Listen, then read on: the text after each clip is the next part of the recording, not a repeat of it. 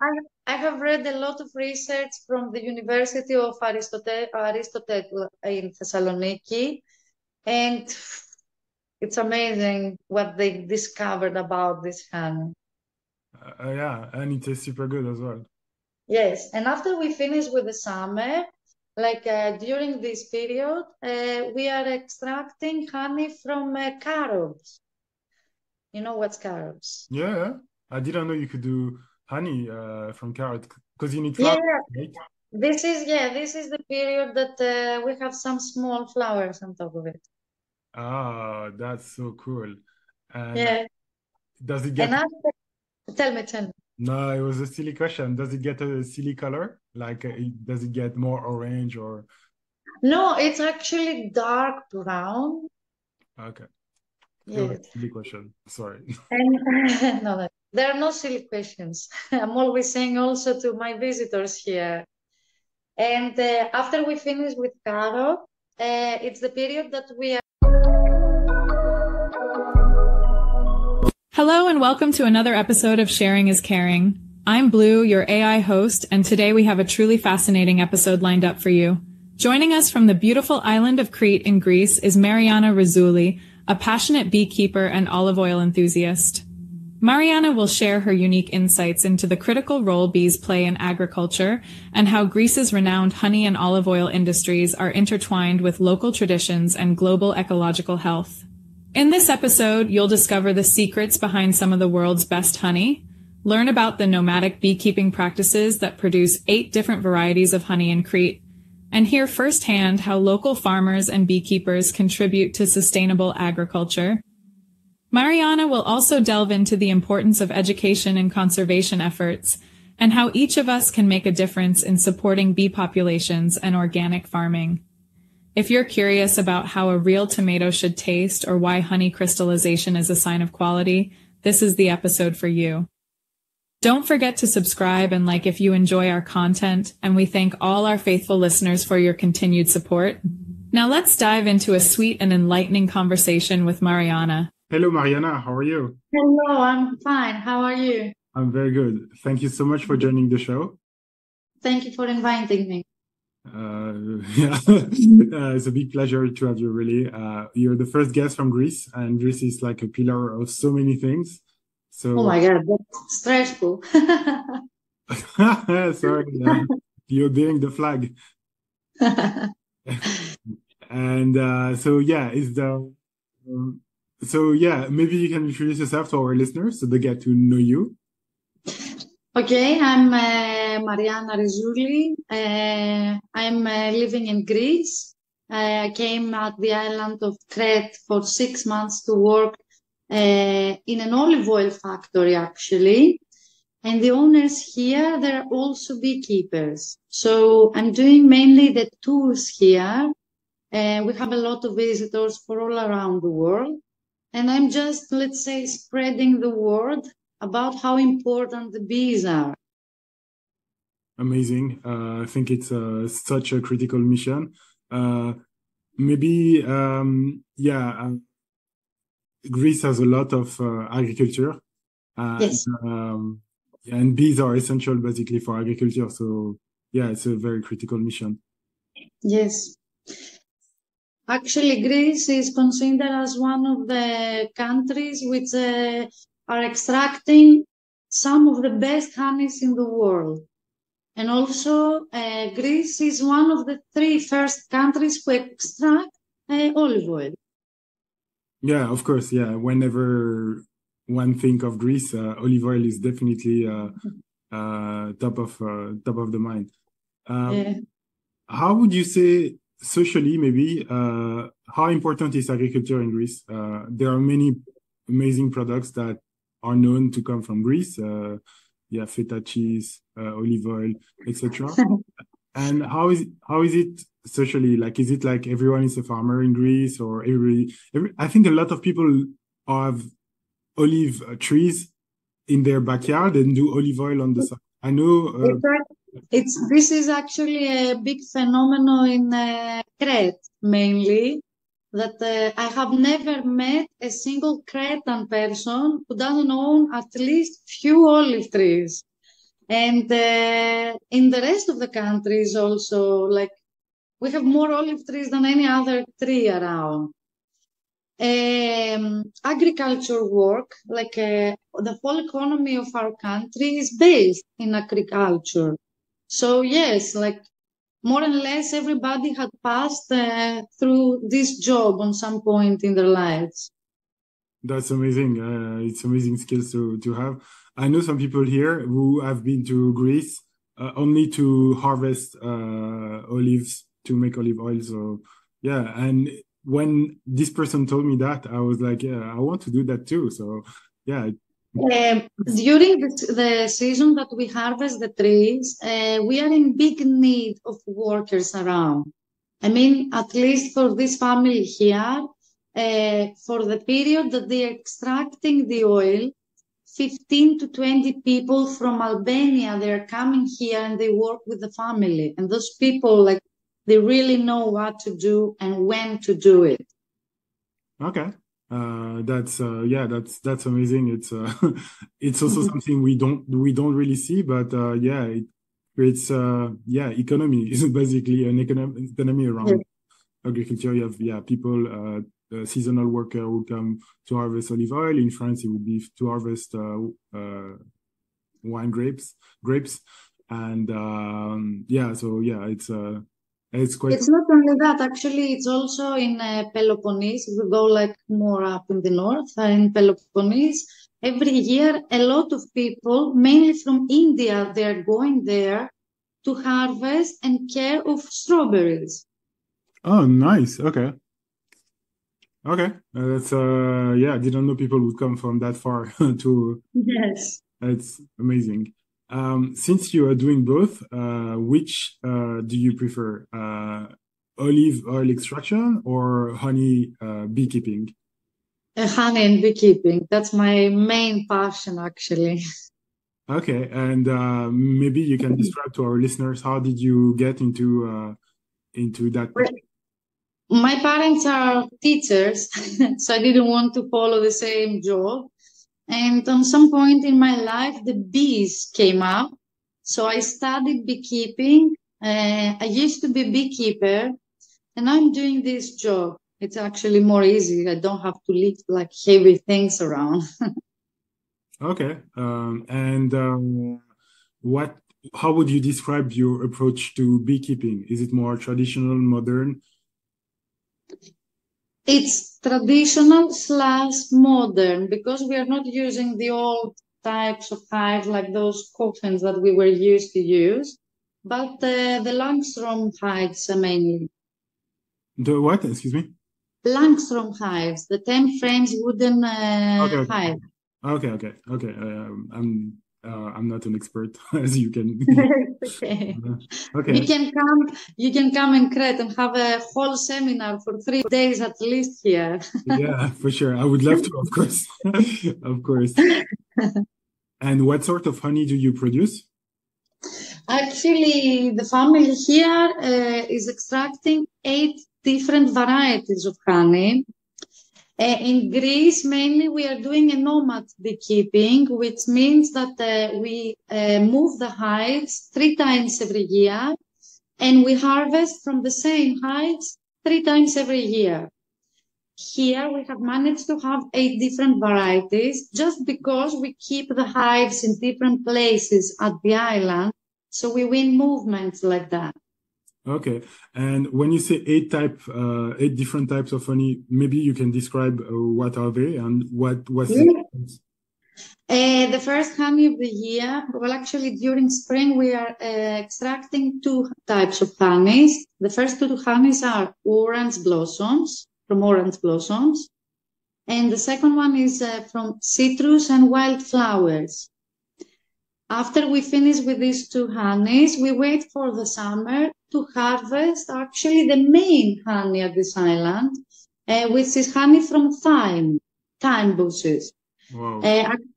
Thyme honey is actually considered as one of the best honeys in the world. But it's been proven that it's at the same limits with Manuka honey from New Zealand. Yes. Okay, Yes. that's a high because Yes, yes. it's delicious. I have read a lot of research from the University of Aristotle in Thessaloniki, and it's amazing what they discovered about this honey. Yeah, and it tastes super good as well. Yes, and after we finish with the summer, like during this period, we are extracting honey from carobs. You know what's carobs? Yeah, I didn't know you could do honey from carrot because you need Yeah, flour, right? this is the period that we have some small flowers on top of it. Ah, that's so cool. And Yeah, does it and get after, tell me. No, it was a silly question. Does it get a silly color? Like, does it get more orange or? No, it's actually dark brown. Okay. It was Yes. a silly question. Sorry. And no, there are no silly questions. I'm always saying also to my visitors here. And after we finish with carob, it's the period that we are harvesting honey from a wild erica flower.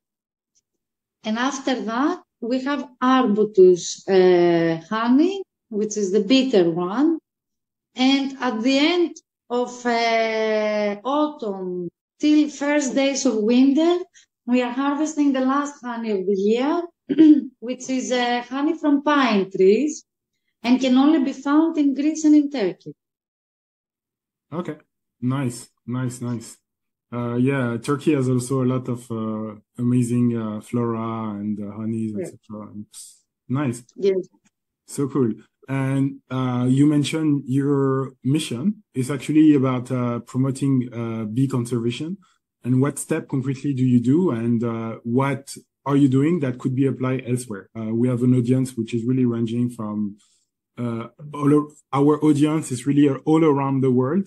And what kind of tips maybe you can share about bee conservation? What can people do? And what do you do for bee conservation, basically? Actually, the biggest problem all around the world is that the people in general, they are not informed about the pollination that the bees are doing. Okay, so they just think bees are like some random insect and they don't Yes, most of the people they don't know how much responsible the bees are for us living on this planet. There are a lot of people from the University again of Thessaloniki that they are trying to help the beekeepers, like in Europe, and of course to spread that rumor that the bees are having a problem in all around the world, and we need to help them. Although, because Apis mellifera is the breed of bees that the beekeepers are using, they're not considered as one of the breeds of bees that they are having problems. Okay. I see. So I think your mission is about education mainly. Yes. Okay. Mainly, yes. Yeah. It sounds like trivial, but I think it feels like to the people I've spoken to who are doing conservation, etc. It's always about education. So yeah. Yeah, it's first the education, and after that, and after this, you can do everything. But you need to inform first before act. Okay. Noted. Thank you so much for your mission. I think, yeah, it's great. Thank you. Thank you for listening to me. I hope people get the message. So yeah, bees are important. And yeah, I mean, yeah. Yes. So we are focused on organic farming, which is kind of our mission. We try to promote organic farming without being farmers. What's the state of organic farming in Greece? It's for us, the Greeks, it's more common to buy from local productions, like local farmers, than from like big supermarkets. Okay. Although this is not something easy to do when you are living in a big city, because I have an experience from a small place and a big place. At the period that I'm passing in a big city, I'm struggling a bit to find local farmers.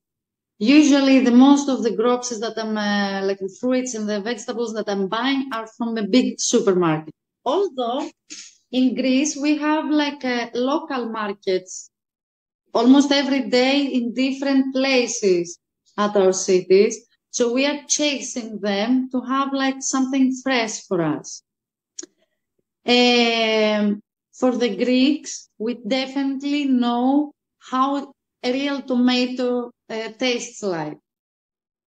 You understand what I'm saying? 100%, of course. Of course. And yeah, and is it easy to find the real tomato or not? If it's easy? Yeah. I didn't hear the question, sorry. Is it easy to find the real tomato? Yes. Oh, okay, cool. So yeah, because you have the markets and yes, from the local markets. Okay, nice. Okay, that's good. Because I think it's also something like education. Here, I would say that nobody could tell really what the real tomato. The knowledge is gone. Nobody has knowledge anymore. So I think it's also a case of education. If people know what a real tomato tastes like, then maybe they can take action and they can try to find a producer or try to be more eco-friendly or whatever. And I think it really joins what you said before. It all starts with education and awareness, and that's a good point. I believe this is not something that is happening only in your country, but in a lot of countries. Like I have a lot of visitors from the States, from Canada, all around Europe, and believe me that a lot of people, they don't know how a real tomato tastes like. This is just a small example. And imagine how it goes with the honey. The people, for example, they don't know how the honey goes old, like that pasty texture. We are calling it crystallization. Everybody thinks it becomes sugary and it's fake honey. But when you tell them that if you buy honey, for example, and at some point become crystallized, just buy the same honey. It's a good one.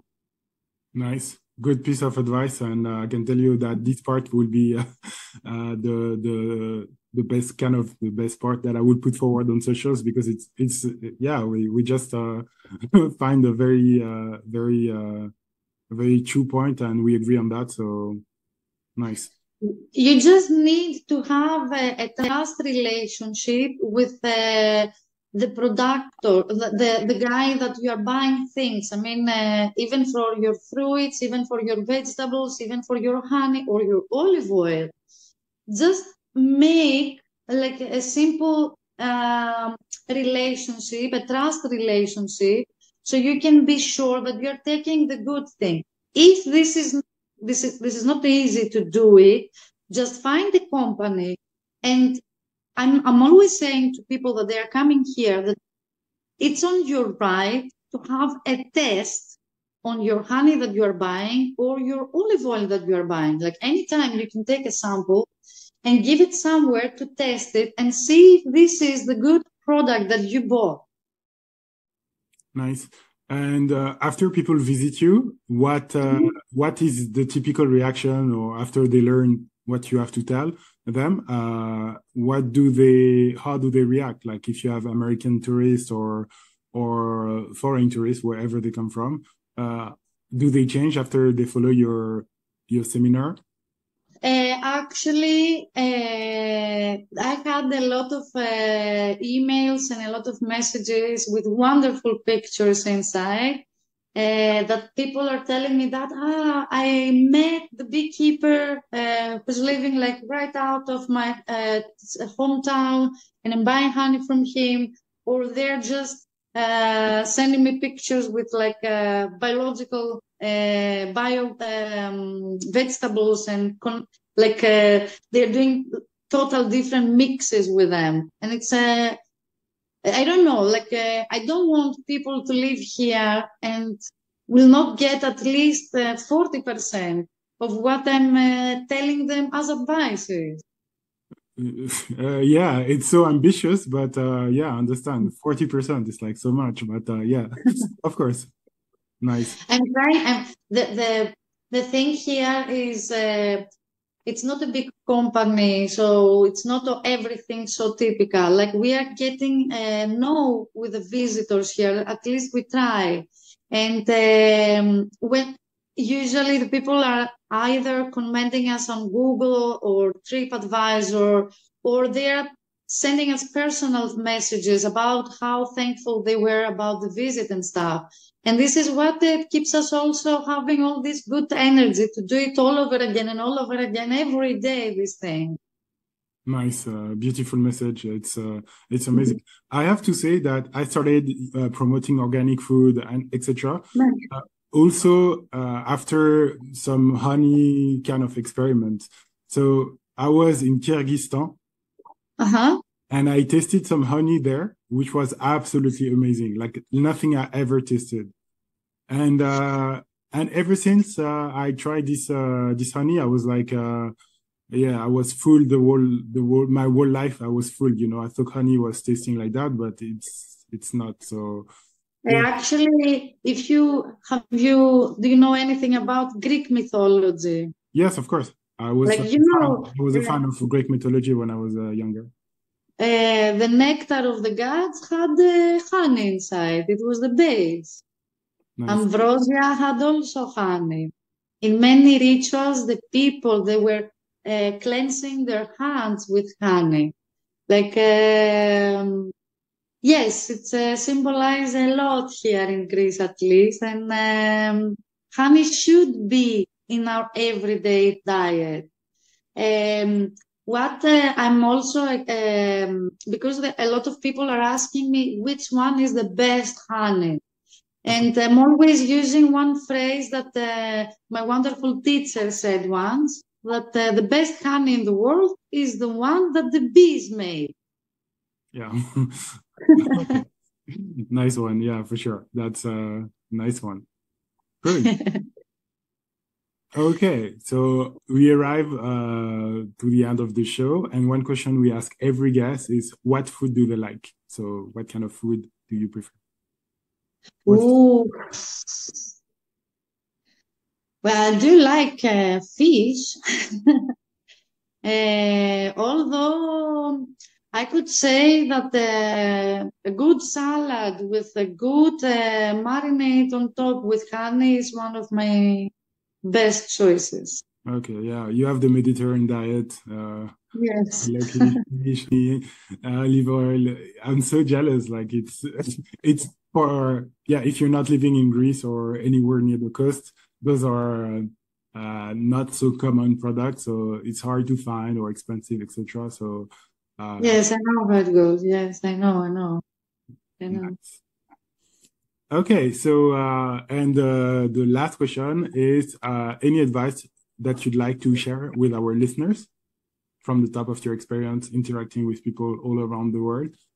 What advice would you tell?